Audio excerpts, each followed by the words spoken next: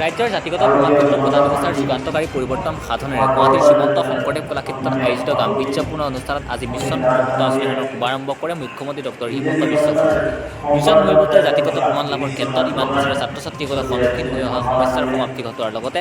প্ৰমাণপত্ৰ প্ৰদানৰ প্ৰক্ৰিয়াটো স্বচ্ছ নিকা কৰি প্ৰশাসন ব্যৱস্থাৰ সৈতে জনসাধাৰণক অধিক কাষ চপাই অনাৰ দিশত সহায় কৰিব বুলি মন্তব্য কৰে।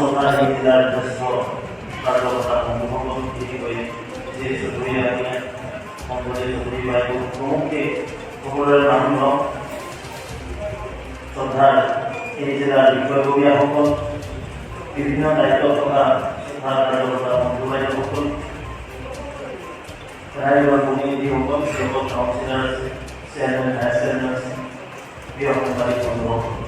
আজি পবিত্ৰ মুহূৰ্তত মংগলময় মুহূৰ্তত সকলোকে স্মৰণীয় জনাইছোঁ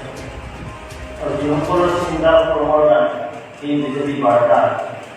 আমি বৰপেটা চহৰত কোন